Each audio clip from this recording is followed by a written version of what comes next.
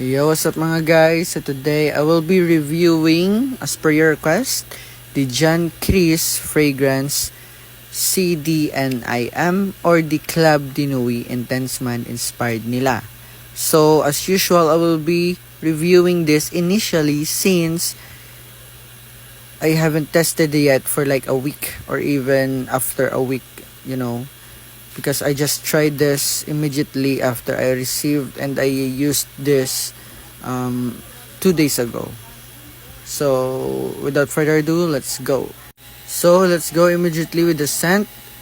As you've seen in my video na parang nasuka ako, parang basta yun yung legit na feel ko at na smell with this fragrance. As in, parang nasuka talaga ako with its scent at first kasi it's sharp. Basta nakakasuka talaga siya at first. But I took the risk after an hour and respray it on my clothes or in myself for like 8 sprays or 10 I think. And after I went to my class in grade 7, bro, I immediately got a compliment, not just only one student, but to all of my grade 7 advisory class. Ganun kaganda si John Chris, and it literally changed my mind about this perfume. I'm not saying na mabaho to, but it's just very sharp, matapang. It's not my usual Hasivat. I know it has the same DNA with Aventus, but this one it's just very sharp. That's why parang nasuka ako at first. But it changed talaga when I got a compliment from all of my students. They literally just said, "That just smells nice." Having that kind of compliment, especially from your student, bro, that's just another level of confidence or compliment. Thank you, grade 7. Shout out sa inyo da. So the scent of John Chris Club de Nuit Intense Man, it's very fruity. I mean citrus at first, then doon na pagiging fruity, and then smoky.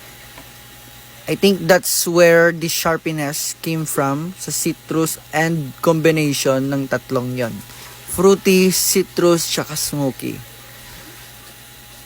I would say this is not good for blind buy, especially if you're a student, but if you're like at the right age, like 18 plus, I think this one is good for you, since I think this one, in my opinion, is very mature because of that smokiness and sharpness na both by this kind of fragrance. For longevity, at first, since it came from me, I would say it lasted 3 to 4 or 3 to 5 hours maximum, but on clothes, it literally stayed 24 hours. No cap.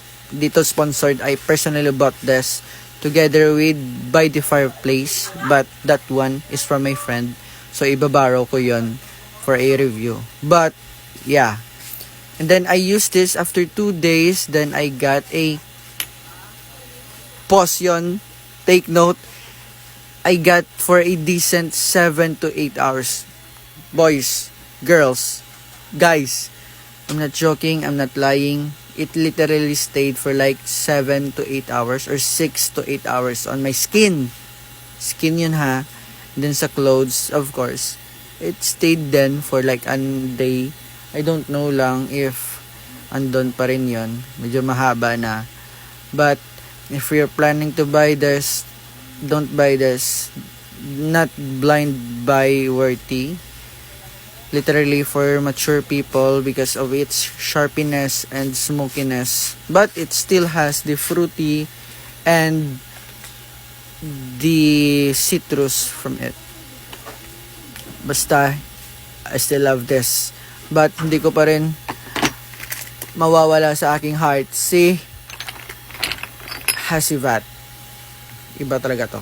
Very creamy, pineapple-y. I love how smooth this one compared to Club de Nuit Intense Man. But I will still use this for everyday. This one kasi medyo nakakasawa minsan. But still, top 1.